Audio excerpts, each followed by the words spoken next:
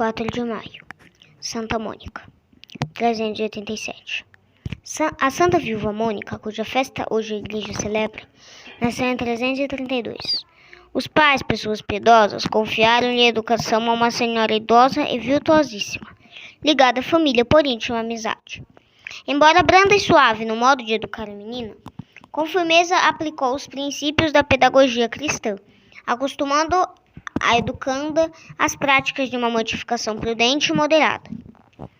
Regra cuja observação exigia, e que por Mônica era fielmente observada, era não tomar alimento de espécie alguma, a não ser na hora das refeições.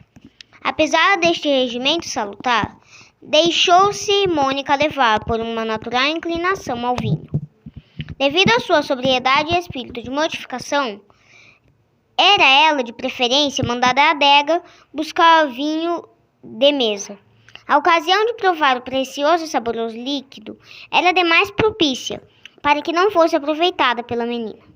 Como não houvesse nenhuma reprovação da parte dos pais, que, aliás, nada podiam suspeitar, Mônica adquiriu o costume de beber vinho. Deus, porém, enfastiou-a de um hábito que muito facilmente poderia ter-se transformado em vício pernicioso. Em uma daquelas contendas que sonha haver na vida familiar e entre a criadagem, Mônica foi ofendida por uma palavra mordaz de uma criada, a qual, num ímpeto de raiva, a chamou de beberrona, dizendo que mais não havia em casa quem não lhe soubesse das libações clandestinas. Mônica, não tanto ofendida pela ofensa que sofrera, porém mais pelo conhecimento de seu proceder incorreto, tomou a resolução de abster-se completamente do vinho, propósito que cumpriu rigorosamente. Pouco tempo depois recebeu o santo batismo, cuja graça conservou por toda a vida, pela pureza da fé e pela santidade de vida. Grande foi sua caridade para com os pobres. Sabendo que era difícil conservar-se na graça de Deus, evitava os divertimentos profanos, fugia das ocasiões perigosas e desprezava as exigências e extravagâncias da moda. Tendo chegado à idade própria, os pais casaram-na com um cidadão de Tagaste, na África, de nome Patrício, que era filho de família ilustre, mas pobre, pagão e homem de sentimentos rudes. O caráter indômito e violento do marido era para a esposa uma fonte de sofrimentos e provações das mais duras.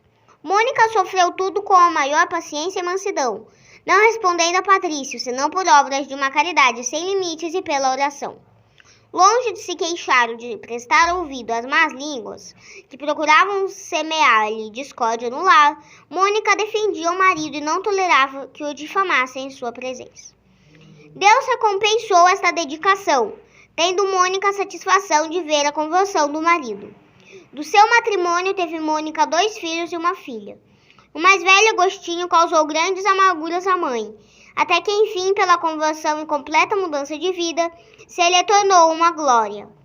Embora não lhe deixasse faltar bons conselhos, embora o educasse nos princípios da religião católica, a vivacidade, a inconstância e a volubilidade do filho inspiravam a boa mãe sérios cuidados e abriram-lhe uma expectativa pouco lisonjeira para o futuro. Por este motivo, e temendo que perdesse a graça do batismo, não o apresentou para ser batizado. Os fatos provaram como eram fundados os receios da mãe. Agostinho, desde os verdes anos, se inclinou para o mal, e mais tarde se filiou seita dos manicheus. 17 anos contava Agostinho quando perdeu o pai. Para continuar os estudos, dirigiu-se para Cartago. O coração de Mônica sofreu atrozmente com as notícias desoladoras, que continuamente recebia do filho. O maior desgosto lhe era saber que se tinha entregue às práticas abomináveis dos manicheus. Não havendo com que fazer mudar o coração de Agostinho, dirigiu-se a Deus em ardentes preces, implorando a graça da conversão do filho. Deus consolou-a em visões misteriosas, mostrando-lhe a futura conversão de Agostinho. Confortada desta sorte, consentiu que ele ficasse morando em casa e se lhe assentasse à mesa. Nem assim deixou de rezar constantemente pela conversão do filho e pedir a outros que o mesmo fizessem. Recomendou a diversos bispos, entre estes a um, que tinha pertencido à seita dos manicheus. Este muito admirou, dizendo-lhe: o coração de teu filho não está ainda preparado, mas Deus determinará o momento.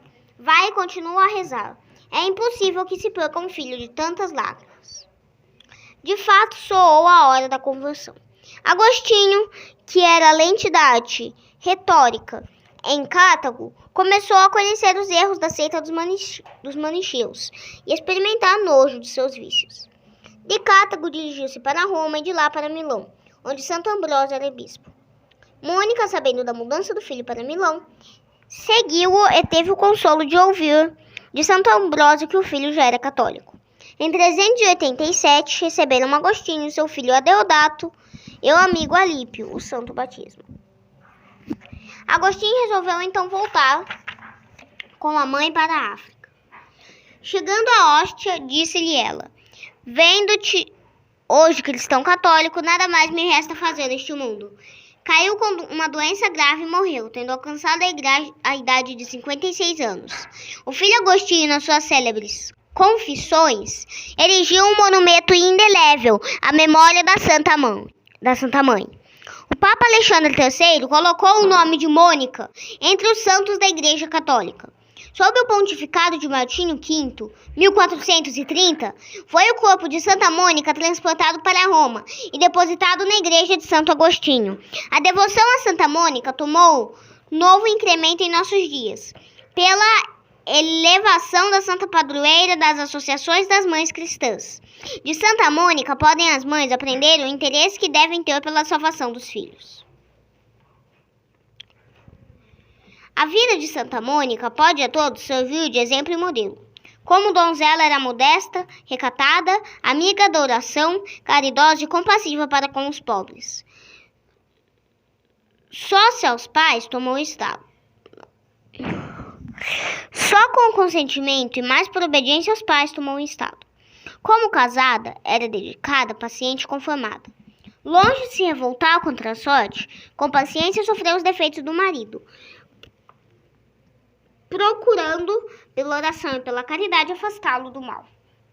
Aos filhos dedicou todo o cuidado para educá-los cristamente. Viúva, santificou-se pela prática de boas obras. Amiga da solidão, fugia dos divertimentos mundanos e o humilde trajado mostrava-lhe a seriedade do caráter. Em tudo e por tudo observava os conselhos que São Paulo dá às viúvas. Se alguma viúva tem filhos ou netos, aprenda primeiro a governar a sua casa e a corresponder aos pais, porque isto é aceito diante de Deus. Mas a que é verdadeiramente viúva e desamparada, espere em Deus e esteja perseverante em rogar e orar de noite e de dia, porque a que vive em deleites, vivendo está morta. Primeira Carta aos Timóteos, 5:46, 5:4-6. Santa Mônica tinha mau marido e mau filho. Ambos se converteram, devendo-se atribuir a conversão à paciência, caridade, as penitências e orações da Santa Esposa e Mãe. Aprendam com este exemplo, esposas e mães, que se acham em condições idênticas ou quase idênticas. A conversão de um pecador é um grande milagre, que só de Deus se pode esperar, pelas obras de piedade e de caridade. Nunca, porém, pela impaciência, e por palavras pesadas, imprecações, pragas e maldições. Educai vossos filhos na doutrina e no temor de Deus, ensina São Paulo. O temor de Deus, porém, não admite rancores, imprecações e vitupérios.